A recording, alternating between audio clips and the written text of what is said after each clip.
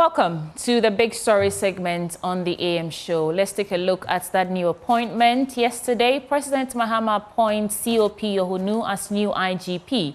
We want to take a look at the work of Dr. George Dampare, the man many tout as having brought a revolution to the police service, and what the future holds for the police service with this new appointment. Ben and I are here to steer the conversations. Ben. Well, so we're delving into the issues. What does the future hold for the immediate past IGP, Dr. George Dampare? We'll be getting into the details right here. Of course, yesterday we saw that statement from, in fact, the presidency pointing to the fact that COP Yohuno was going to take over as acting IGP moving forward. But we delve into the issues. There have been a number of people from Imani Africa, from Professor Kwesi Enning himself, who have rooted for the current IGP to stay. But what is the position now? Professor Kwesi Enning joins the conversation. He actually delivers bespoke security services, and he was formerly with the Kofi Annan International Peacekeeping Training Center. He joins the conversation. Professor Enning, a very good morning to you, sir. I think you would have to unmute for me, Prof.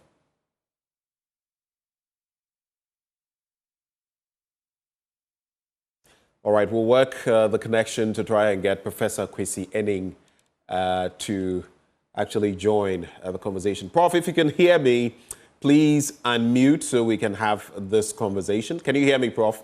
If you can, just say hi. All right, it doesn't appear Professor Enning can hear me as of now. But the latest, President Mahama appoints COP Yohuno as a new IGP.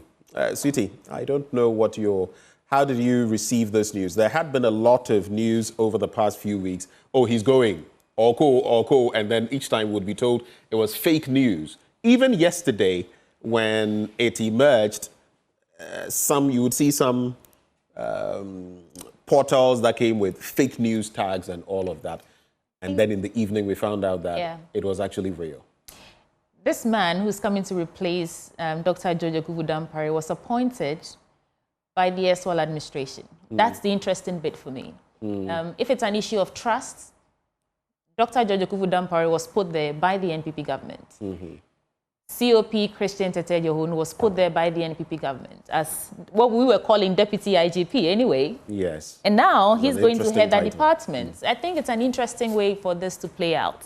But also, we actually thought that he would be maintained. And my mind goes back, and I was saying during the news review that my mind went back to that leaked tape and that plan to remove the IGP because, you know, it didn't appear he was still in bed with and everything that came. Yeah, it appears he wasn't still in bed with the NPP, whatever the intentions were for the election. I mean, and so for us to see that, I'm particularly surprised. But I can't wait to see what the stalwarts, the analysts will say on this. Do we have Professor Enning with us? Yes, Prof? I'm here, yes. Okay, Prof, thank you so much for joining us. Good morning. And we are discussing this new appointment and, you know, like you see there on our slide, it says Dampare out, Yohuno in. How did the news come to you before we get surgical with the conversation? We know that you are one of those who were petitioning that he be maintained. So how did the news come to you? No. I didn't petition that Dampare. We petitioned that every appointee in the security services who had not reached the statutory retirement age should not summarily be sent home without just cause. And we're asking the Supreme Court for an interpretation of those presidential powers. There was nothing personal about it. I don't know these security chiefs. Yes, I've met Dampare a couple of times, but this was not Dampare petition. Well, how would you characterize his tenure? We spent 8 years as IGP. People have so many things to say about him. How would you characterize his leadership of the Ghana Police Service? Did he serve 8 years? I believe so. I stand to be corrected. No, I think he was first appointed as acting in 21.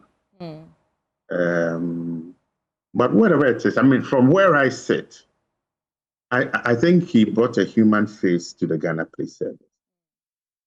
the speed with which he responded to crisis across the country, the human touch that he brought to the service and to the office of the IGP. I mean, I think also we will remember him for crime reduction, the improved performance of the police that we came in touch with in our daily lives. And I think the police officers themselves changed in terms of their attitude to the public, because there was a sense, that there was better discipline and that people would be dealt with were they to flout the rules. So there's a certain basis upon which we can say, well done to him. These are interpretational issues. I mean, there's a friend of mine that I've been texting with all morning who says when the news came, there was joyous, response amongst police officers across the country who were dancing with white handkerchiefs. And I asked him, were they dancing because a disciplinarian has left and that now they think it is business as usual? So Dr. Dampare is an individual who evoked strong, diverse feelings amongst people, particularly from within the service. But for ordinary people who were the recipients of the services of the Ghana Police Service, I think most people felt or feel he has done well, that crime has gone down, that the sense of fear that people felt with armed robbery, carjackings and all that, pest, snatching and all that, has reduced. So, but has it? You as a security analyst, has crime really gone down? Well, I don't feel threatened as I travel around this country. The statistics tell us that they've gone down somehow. I feel he's putting his best with his people. But we have a culture in this country where when people leave our office, then they basically become, shooting targets of falsehoods, of fantastic stories. And I think as a nation, we need to try to move beyond that. If the person has done something wrong and there are facts, why not put it on the table, let the law takes its course so that we don't repeat those mistakes. But when you serve your country and people put out all kinds of fantastic stories without any evidence, then I think it does not dignify us as a nation. And that is what I want us to move away from. And you're actually right. Before Ben comes in, he was appointed in 2021. Ben? Just a quick thought. What would you remember Dr. George Ekufu Dampare for? What would be your fondest memory of him? No, I think once more, his humane approach to policing, the speed with which he responded to crisis in communities when individuals had been hurt by his personnel, those I feel were some of my very fondest memories of him. But also his accessibility. I don't think I visited him much more than once. I think just when he had been appointed. But one felt that if on this program, we asked a question that we couldn't answer and said, look, we hope that the IGP would give me an answer, that he would get one of his staff officers to actually provide that answer to you. So there was a certain accessibility. And I like his stiff, ramrod, personality. That I think sent a message of seriousness and of discipline. So I think he has done well for his service and he has done well for his country. In terms of what he's added to the police service, some also say, and I have been on platforms with some security, professionals, of course, I cannot speak to everything they said, but some say his was more of PR policing, public relations policing, rather than actual policing from the administrative standpoint of things. And one of the things that has come up has to do with the fact that some people who were due for promotion were not promoted. And I mean, I've followed discussions on different such conversations. Others say, yes, out there he was doing so much, but within the police service, there were major problems. How do you react to such comments?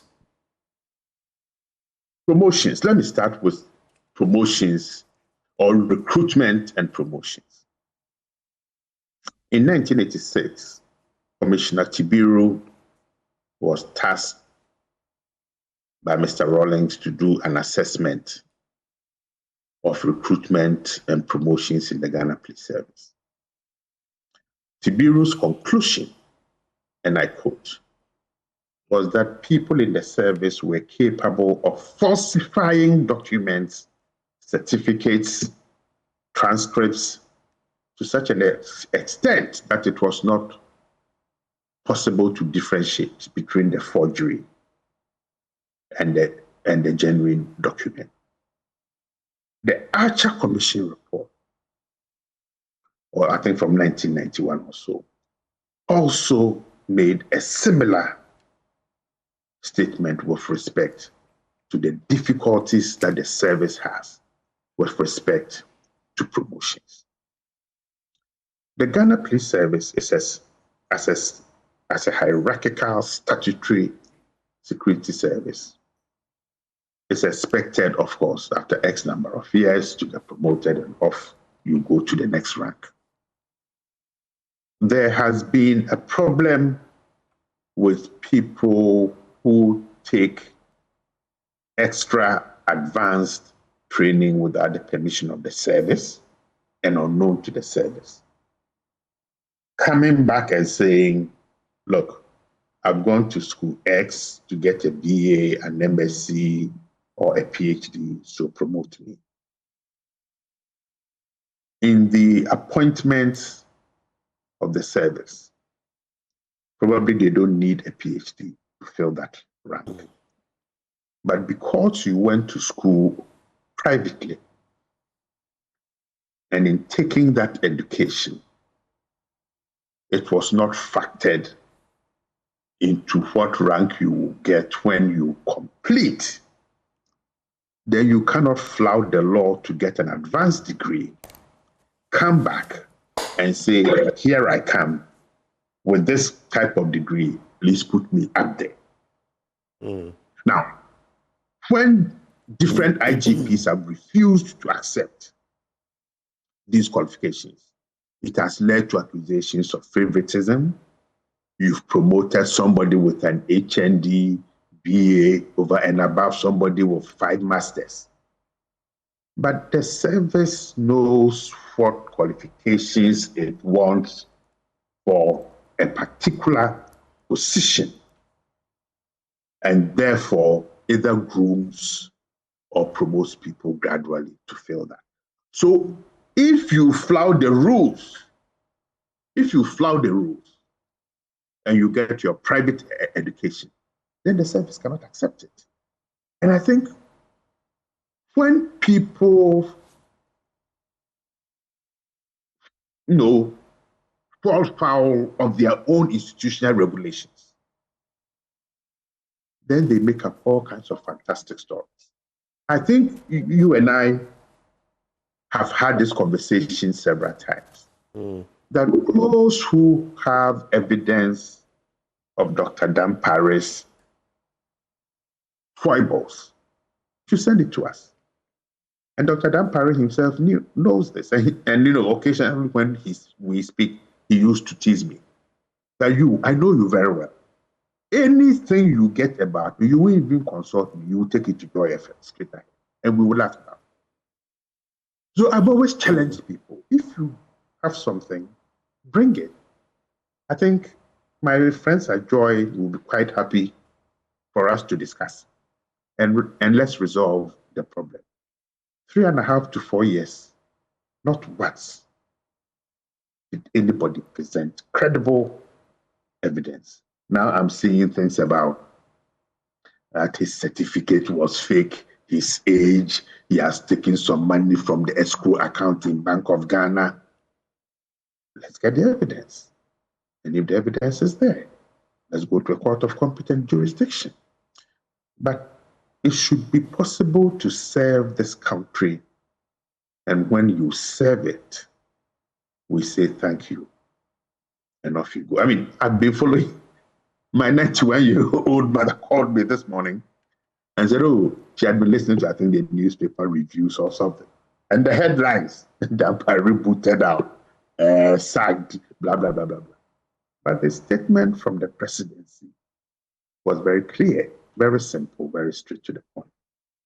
Okay, after serving 3 to 4 years in statutory security institutions, they themselves don't have a problem because they know the day you are appointed, okay, that maximum 2.5 to 3 years, you will be on your way out.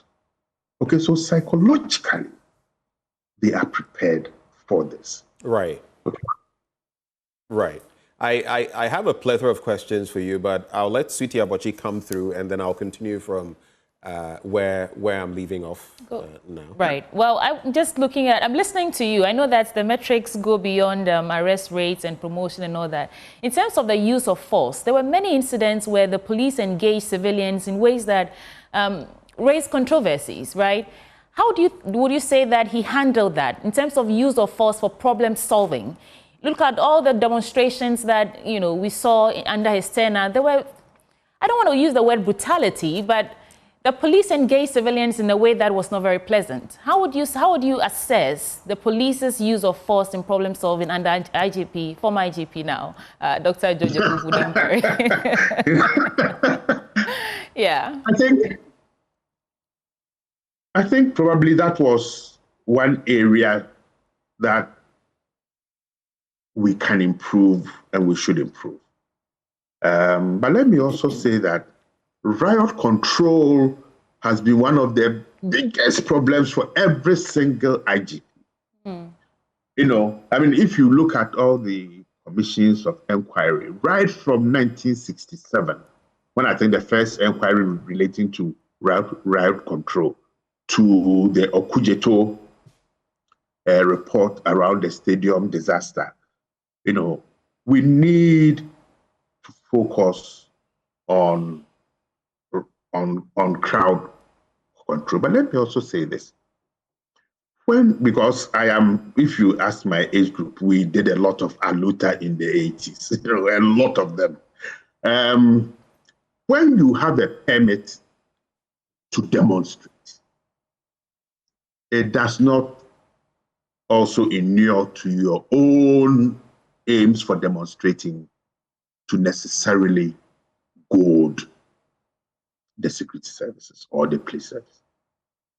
They are trained to restrain themselves, but they are also humans. So I think there's a synergistic relationship here. We've gotten a permit to demonstrate.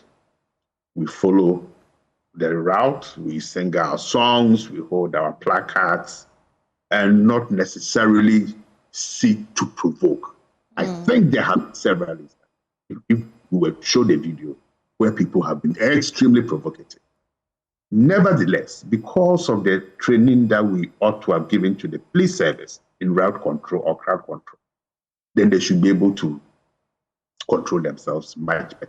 So that certainly is one area that IGP Yohuno will need to work on, because the demonstrations will continue to come. And I think we need to find a way of improving police civil relations much better, much better. I want to stay on the assessment on one last point in terms of access to information. It appears under his tenure, information was, the flow of information was rather centralized. Things could happen in a district, and you go to the district police offices, and they can't tell you anything. They'll refer you back to the, the headquarters for information.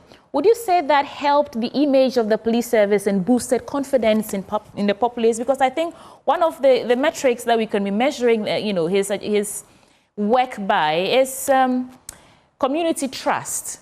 Would you say the way that information flow was centralized under Dr. George Dampare's time did good for us as a country? So I think there are two aspects to your question. One is information management, and the second is community trust. I think the community trust really improved in the last 4 years. I think the next Afrobarometer report from his tenure when he was appointed, probably until when he left, might probably show a slight improvement in public perceptions of the Ghana Police Service. The second is the information flow. I don't know the rationale for the centralization. So I agree with you that it was only from headquarters, that statements would be issued. But there may be a historicity to this. I think just when he took over, there were few instances where there were multiple statements about one incident that gave different facts. I think there have been a few cases. And that then led to this centralization of the information flow. But probably this raises a much bigger question about the role of the headquarters management team in discussing and assessing what has been introduced and the effectiveness and impact of that. I know my friends tell me that, oh, this is a hierarchical institution, and when the boss says this is where we should go, then we all go. Probably two institutions must begin to play a more active role here. One is the police council. Because if the three of us right now, know that the over-centralization of information flow might have led to certain gaps at the district, are we saying that the police council that plays the oversight role and the Parliamentary Committee on Defense, Interior and Intelligence did not know this? Okay, I think it's important as a new IGP comes in that whatever mistakes and weaknesses we found the last 4 years are looked at so that the lessons from that can help the new IGP very quickly in ensuring that whatever bottlenecks are there are cleared up. I think sometimes our capacity to speak to power is very weak. And I think here, the headquarters management team, even PIPS, the professional standards group, and then the police council and the parliamentary committees have all failed.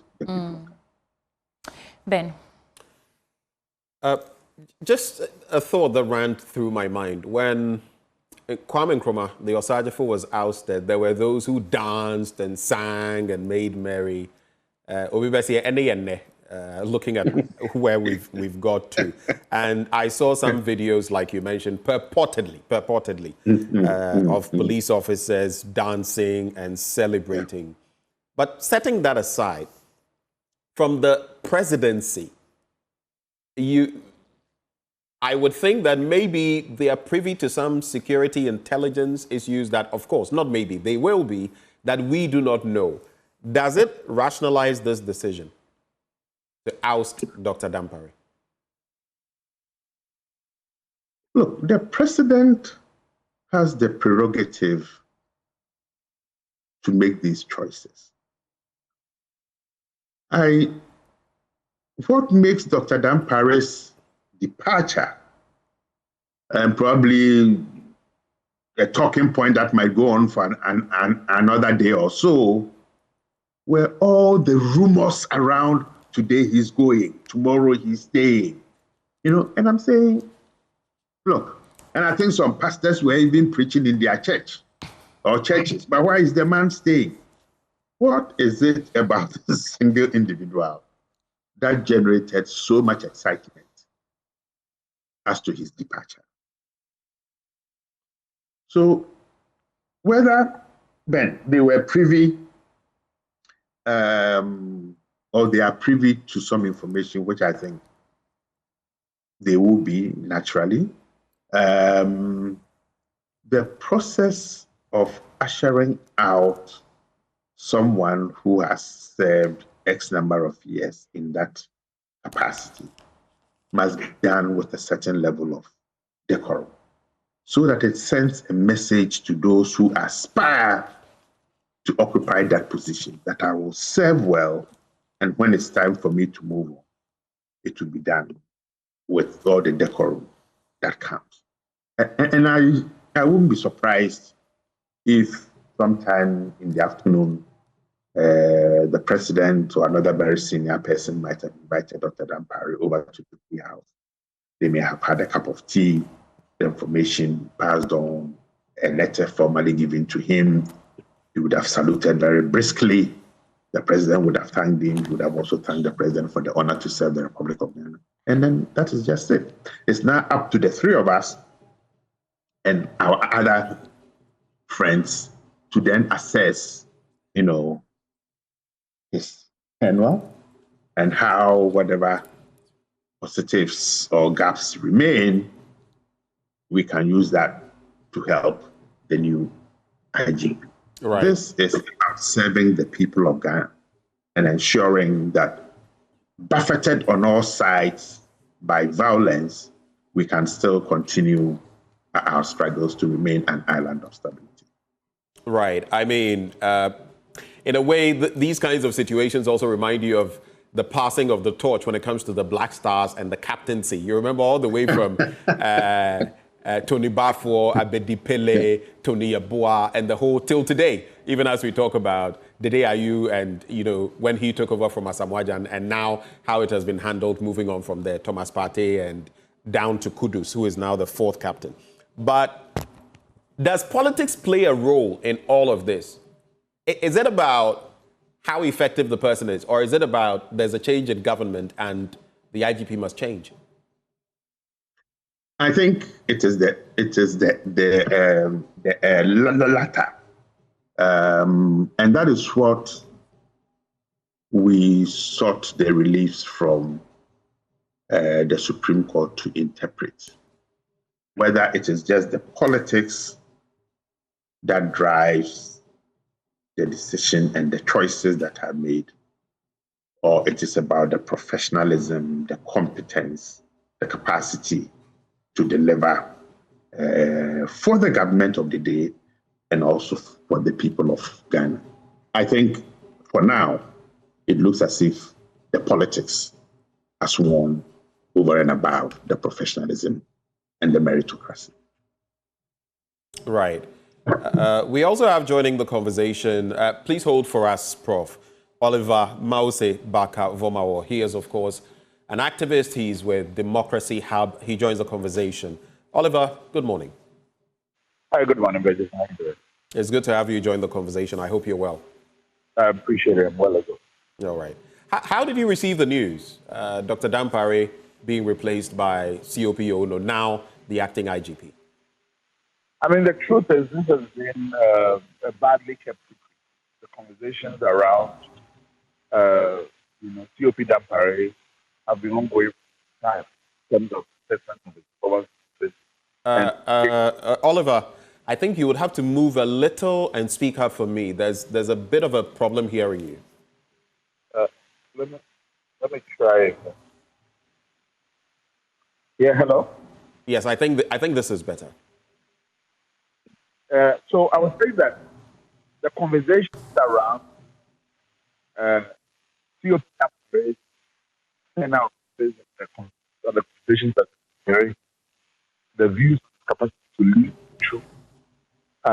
Things that are going Oliver, it's still problematic. I don't know what it is, but we really need to get what you're saying. But so please try and move again. If it doesn't work, then we may have to resolve some of the technical issues before we come back to you. Let's try one more time. Move a bit, and let's try again. If not, we'll have to try to reconnect. Oliver, let's try this again. I keep hearing myself for some reason, so I don't know whether that's is there any confirm what I think? No, then maybe I can hear you louder now, but it's still halting, which means Oliver, do this for me. Hold. My technical team will try to resolve the issues. Okay, no problem. And then we'll come back to you. So politics in there, Prof. You were just mentioning, which is why you took the matter to court. Imani Africa, you as Professor Enning, I think this was back in March 2024. Is that correct? Yeah. March 2024. April. Okay. April. And as part of what you sought, so I think Franklin Kujo mentioned the key argument, you were asking the Apex Court, that is the Supreme Court, to issue a declaration that upon a true and proper interpretation of the letter and spirit of Articles 200, 2021, 2022, 2023, 205, 2071, 2072, it goes on and on, all the way to 269 of the 1992 Constitution of Ghana. The President of the Republic of Ghana has no authority to terminate the appointments or remove from office heads of the agencies unless only upon proven stated misconduct or behavior. Why this angle? Because, I mean, if you read the whole thing, we also have examples in there where people who were not up to 60 years, without any adverse findings, had basically been sent home because the government had changed.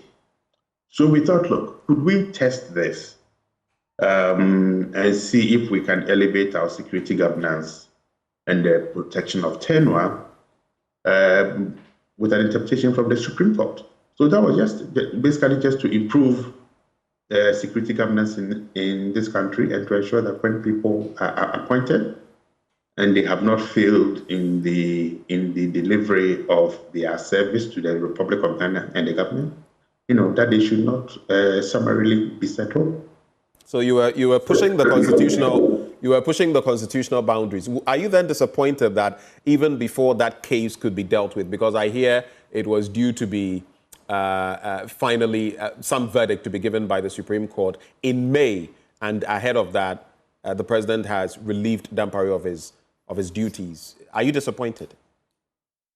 No, because the president cannot wait in perpetuity.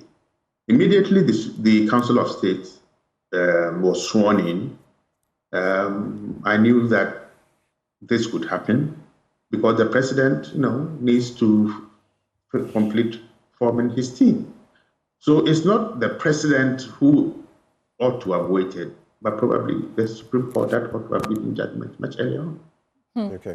Well, but Prof, I'm just curious, does this affect your petition then? I mean, you said it's not a Dampare thing, but he's part of the people, the category of people that How does it affect your petition? Yeah. Well, I don't want to speculate, but it may be probable that there may be more changes before the 7th of May. And I wouldn't blame the president for it. I mean, institutions take their time to do what they want to do. I mean, it is not in my power or might to say speed up the process. But I mean, this is a bigger conversation. Yeah. And irrespective of what comes out on the 7th of May, I think we've all learned some lessons. We've all got access to some new knowledge. And I think it's only a matter of time that somebody else or another group of people decide that, let's take it up and see what happens. All right. Please hold for us. Yes. Let's try and get Oliver Bakavomo's thoughts as well. Oliver, thanks for joining us. Hopefully the connection is clear this time. You were making a point. Please go ahead on your thoughts. Yes. Yeah. Yes, I was talking about how the conversation about the removal of Dampare, COP Dampare from office, has been one of the kept in the space. The truth is the conversation assessing his competence and his capacity to lead it. Lingering questions about truth morale have been there even before the new president was sworn in. And I think it's important that we give grace to the new president as well in understanding or not portraying the decision as only being, as one being partisan. It's a political decision, but let it necessarily say that it was not made in complete disregard of the competence or professionalism or work ethic of COP Dampare. These are important decisions that are taken. The evaluations, and I know that a number of people were spoken to, and several things went into the consideration. Now, of course, there are certain COP Dampare had friends, and friends who are not involved in the decision making, who are not involved in assessing his leadership in a way which is unbiased and impartial, who then have gone on rampage suggesting that this was the best mark since sliced bread, and that this is the monumental mistake that we're making as a republic. Come on, we need a bit of grace when we're having this conversation. Now, it is not an individual view of him. Of course, my information that I'm privy to, and particularly in terms of how the police intelligence department that he created have been operating with impunity, I feel indicted. That's not my decision to make. The assessment has been taken and is no longer there. But I agree that we need to have a holistic conversation about the independence of the security agencies and how we secure that. I am not of the view or the myopic approach that suggests that the only way to this conversation is that securing the security of tenure of the top man or woman in the job solves the problem. It doesn't. There are operational conversations that need to be looked at more holistically. This is a problem of the constitutional design that needs constitutional rethinking, I believe. In 2010, 2011, when we were in Constitutional Review Commission, we looked at these issues extensively, set up a revamped framework for how we can secure the independence of this institution. That has been put on the back burner.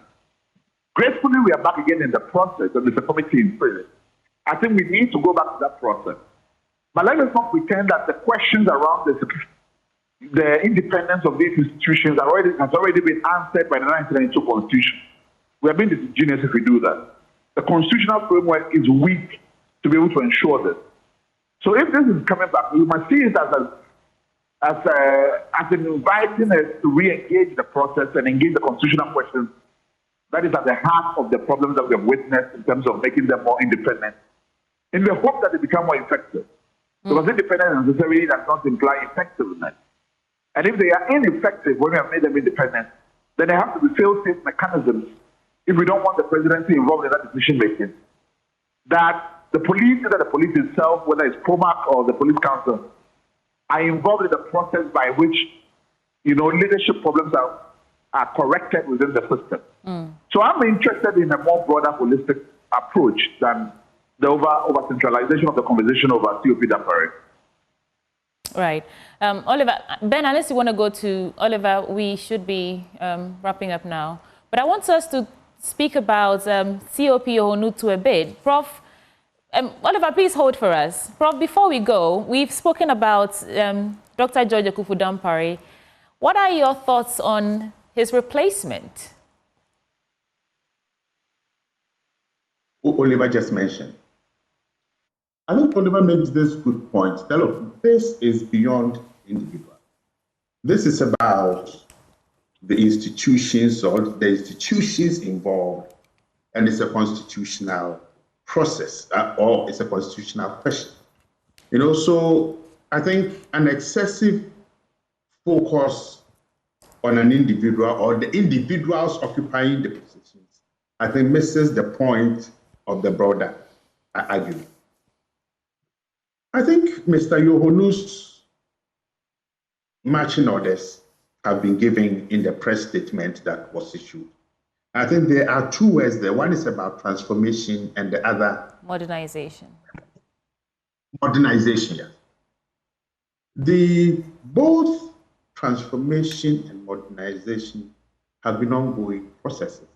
The first starting with IGP Paul Quay's first issuing of a strategic plan for the Ghana Police Service.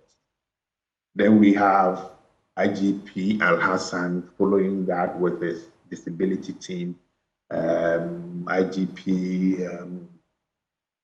who came with a transformation agenda, I forgot his name. But almost every IGP seeks or attempts to do these two things, to modernize and to transform and to make the Ghana Police Service much more effective. So Mr. Yohuno will seek to continue that. I think it is up to all of us to continue that engagement with him and his new team as they respond to the ever-changing security dynamics in Ghana and around us. It's going to be a difficult job, but we all need to continue to stay for the long run. Very, very, very quickly, Prof, in some less than a minute, some of these dynamics remind me of some aspects of Peter Namfuri. May his soul rest in peace. But Sweetie has asked you about IGP Yohuno now. How about IGP Dampare, former IGP Dampare? My interest is, when these people leave such positions, how do we tap into their expertise as a country going forward? Some of them have ended up on the Council of State, but should we have a better way of utilizing their know-how? Just quick thoughts on that, and we're gone. Well, I think the security institutions have this culture where you leave the scene and it's the new person who is, in inverted commas, enjoying his command or her command. So they really they themselves don't like coming within the space. So probably, I haven't thought very much about it, but I know that when they leave the scene, they hardly ever want to come back. Anyway. Still on that, the statesman didn't clarify where he goes now, and he's not 60 yet. If you were to make an educated guess, where does the road take him now? What happens to him? No, he goes home. Out of the service? Out of the service, he's retired and goes home, And that is why the previous question is very important. He's 54, he's got all this experience. How can we tap into that experience to help the new person? Right. Maybe it might not be direct, but the police council can consult him, the parliamentary committees can consult him, certainly civil society groups working on policing, law enforcement, public order. Right. Also, but as such, when Mr. Yohuno is sworn in, he's a retired man. Well, thank you, gentlemen, for joining the conversation. We're joined by Professor Kwesi Enning. He delivers bespoke security services. He's formerly of the Kofi Annan International Peacekeeping Training Center. We also had Oliver Mausebaka Vomawo, who is an activist and a lawyer. Both of them joined us for this conversation. The rest of it is up to you to decide. But shortly, I'll be delivering my blunt thoughts, and I'll be sharing it on the title, Focus on Budget 2025 and SOEs, the salient matters to take stock of. We'll be back.